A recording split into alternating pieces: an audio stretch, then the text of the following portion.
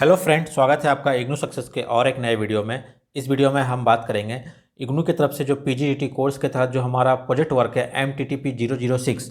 इस project work को बनाने के बाद हम जब इसे दिल्ली भेजते हैं इग्नू के हेड ऑफिस ये वाले एड्रेस पे, ये भेजने के बाद जो हमारा ये प्रपोजल है, जब वो प्रपोजल को वो एक्सेप्ट कर लेते हैं या एक्सेप्ट हुआ या नहीं हुआ उसका हमें कंफर्मेशन मेल आता है। वो हमें दिल्ली के इग्नू ऑफिस से कब आता है तो उसके बारे में डिस्कस करते हैं। जैसे कि अगर आप प्रपोजल भेज रहे हैं, आप उसको आप जैसे बात है पोस्ट ऑफिस से कुरियर करेंगे, उसको स्पीड पोस्ट नॉर्मल पोस्ट जो भी करेंगे, तो पोस्ट करने के बाद आपको पोस्ट ऑफिस की तरफ से आपको एक आईडी दिए, एक छोटा सा स्टिकर या एक इन्वॉइस दिया जाता है कि जिसके तरह आपने प्रूफ है कि आपने उसको डिस्पैच किया है। उस इन्वॉइस के ऊपर एक आईडी लिखी रहती है, ट्रैकिंग आईडी इसको बोलते हैं हम लोग। आप उस आईडी से इसको पहले ऑनलाइन जाकर चेक करके ट्रैक कीजिए कि आपका जो पार्सल है, जो प्रपोजल का जो आपने भेजा है कुरियर, वो दिल्ली के हेड ऑफिस कब पहुंचा है। दिल्ली के हेड ऑफिस वो जिस दिन पहुंच गया है, रीच हुआ है, आपको उस वाले दिन से काउंट करना है। 20 से 25 दिन आपको इंतजार करना है। और ज़्यादातर टाइम 20 दिन से पहले या कभी 20 दिन के मिनिमम आपको चलिए पकड़ के पक्का आ जाएगा, और 25 दिन तक मैक्सिमम होता है। 20 से 25 दिन आपको इंतजार करना है। उसके बाद वो एक ईमेल आपके रजिस्टर्ड ईमेल आईडी पे वो मेल करते हैं। मतलब मान लीजिए अगर आपका, मैं बोलूँ, आपने अपने घर से उसको 5 तारीख को डिस्पैच किया, किसी भी महीने के 5 तारीख को, और वो दिल्ली के हेड ऑफिस समझिए 11 तारीख को पहुंच गया है, तो आपको फिर ये 11 तारीख से आपको फिर वो 20 से 25 दिन आपको वेट करना पड़ेगा। मतलब 11 में अगर आप 20 जोड़िए मतलब हो गया 31, मतलब इस उसी महीने के एंड तक वेट कीजिए या अगले महीने के फर्स्ट वीक तक आप थोड़ा वेट कीजिए कि आपको वो मेल आ जाएगा। अगर 20 से 25 दिन के बाद भी अगर आपको वो मेल नहीं आता है तो फिर आप चेक कीजिए आपने जो अपना ईमेल आईडी दिया क्या वो करेक्ट था कि नहीं था। अगर वो सब कुछ सही था फिर भी अगर आपको ये रिसीव नहीं हुआ, अगर आपको कंफर्मेशन मेल नहीं आया, 25 दिन आप वेट कर चुके हैं अगर, तो फिर आप 5 दिन और वेट कीजिए। मतलब कम से कम 1 महीना आप वेट कीजिए। अगर 1 महीने तक नहीं आता है तो फिर आपको अगला स्टेप क्या लेना है, आपको इग्नू की वेबसाइट पर जाइए, वहाँ पर एक स्टूडेंट ग्रीवेंस सेल बोल के है, आप वहाँ पर जाकर कंप्लेन कर सकते हैं। आप अपना इन्वॉल्व नंबर डालकर वहाँ पर आप ये क्या आपका इशू है, आप बोलिए हमारा प्रपोजल एक्सेप्ट हुआ कि नहीं, मुझे कंफर्मेशन मेल नहीं आया है, तो वो आप कर सकते हैं। लेकिन मैं फिर भी बोलूँगा आप एटलीस्ट मैंने 20 से 25 दिन मांग चलिए, और 5 दिन आप एक्स्ट्रा और दे दीजिए दिल्ली इग्नू वाले ऑफिस को, और 5 दिन वेट करके एटलीस्ट 1 महीने तक वेट कीजिए। अगर 1 महीने बाद नहीं आता है तो फिर आप ये स्टेप ले सकते हैं। ज़्यादातर केस में क्या होता है, वो विद इन 1 मंथ मतलब 20 से 25 दिन के अंदर ही क्या है वो आपको मेल कर देते हैं। मेल करने के बाद फिर आपको इस तरह का एक मेल आएगा। देखिए यहाँ पे मैंने दिखा, मेरे मेल की कॉपी है, मैं आपको दिखा देता हूँ क्या क्या उसमें बताया था। तो इस तरह की एक मेल की कॉपी आएगी आपको। फिर ये हिंदी इंग्लिश दोनों में रहता है उसमें। फिर ये विद्यार्थी अनुवाद में डिप्लोमा कार्यक्रम के अनुवाद परियोजना कार्य संबंधी MTTP 006 परियोजना हेतु आपकी ओर से प्रस्ताव प्राप्त हुआ है।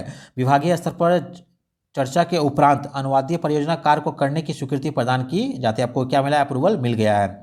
परियोजना कार्य को विधिवत रूप से पूरा करके परियोजना प्रस्ताव की स्वीकृति पत्र एवं अन्य प्रमाण पत्र के साथ संलग्न सूची में दिए गए अपने नाम, नामांकन संख्या, ईमेल किए गए पृष्ठ की प्रति साथ में लगाकर मार्गदर्शिका में दिए गए पते पर कुल सचिव विद्यार्थी विभाग के पास इतना को आप प्रेषित करें। तो उन्होंने यहाँ क्या आपको बोला, स्टार्टिंग बता दिया है कि आपको जो भेजा आपने प्रपोजल वो उन्होंने स्वीकार कर लिया, एक्सेप्ट कर लिया है। अब क्या बोला आपको आगे, आपने जिस भी बुक का चयन किया आप उसको अच्छे से उसका ट्रांसलेट कीजिए करके, फिर ये सारे डॉक्यूमेंट्स को लगाकर अच्छे से आपको ये वाले एड्रेस पे भेज दीजिए। यहाँ पे उन्होंने बताया। फिर ये बोला है परियोजना कार्य करते समय निम्नलिखित बिंदुओं पर विशेष रूप से ध्यान दीजिए। यहाँ पे देखिए उन्होंने कुछ बातें बोली है।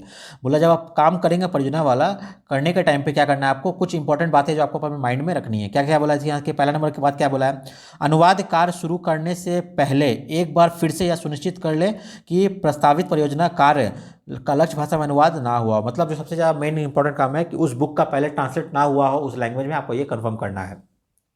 फिर क्या बोल रहा है, अनुवाद परियोजना कार्य हेतु प्रस्तावित पाठ का चर्चानुसार अपेक्षित मात्रा में चयन करें, तत्पश्चात इसका अनुवाद करें एवं आलोचनात्मक टिप्पणी लिखें। आपने जिस भी बुक का चयन किया है आप उसको जितना उन्होंने सब सीमा दी गई आपको उसी सब सीमा में उसको बना के उसका अनुवाद करना है, और फिर क्या करना है आपको अनुवादीय टिप्पणी भी आपको लिखना है, आलोचनात्मक टिप्पणी यहाँ पर लिखना है आपको।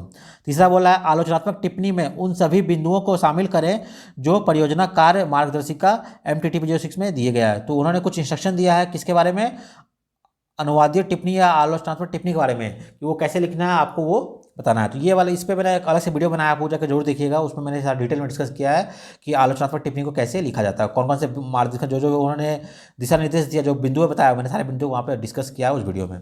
आगे बढ़ते हैं। यह सुनिश्चित करें कि चयनित पाठ की शब्द संख्या निर्धारित मात्रा से कम ना हो और आलोचनात्मक टिप्पणी में अनुवाद संबंधी सभी बिंदुओं पर प्रकाश डाला गया हो। उन्होंने जितना कहा है आपसे 8 से लेकर 10,000 शब्द चाहा जो भी कहा है, 9 से 10,000, आपको उसी सब सीमा में लिखना। आपको वर्ड कम नहीं है, थोड़ा ज़्यादा हो जाए चलेगा लेकिन कम नहीं होना चाहिए यहाँ पर। और आपको टिप्पणी भी जो लिखना है उसमें सारे बिंदुओं को वहाँ पे मेंशन करना है।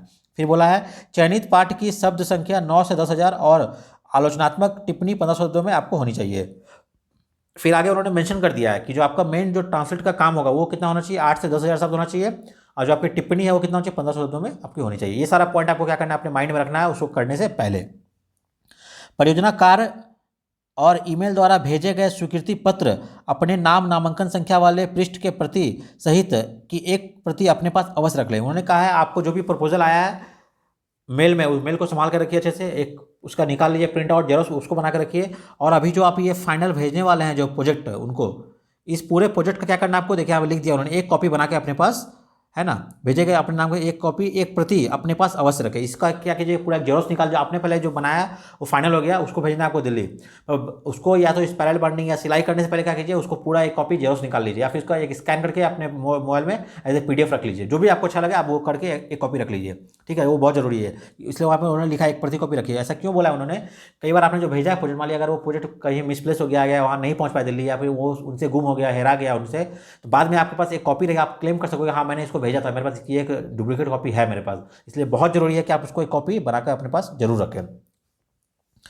तो ये सारा इंस्ट्रक्शन दिया है। जो नीचे देखिए यहाँ पर नाम दिया हुआ है हरीश कुमार शेट्टी और ज्योति चावला, जो इसके कार्यक्रम समन्वयक है, उनका नाम दिया गया है। और फिर उन्होंने मुझे एक अप्रूवल, एक डाटा मैं दिखाता हूँ, एक PDF उन्होंने शेयर किया, ये हिंदी में हो गया।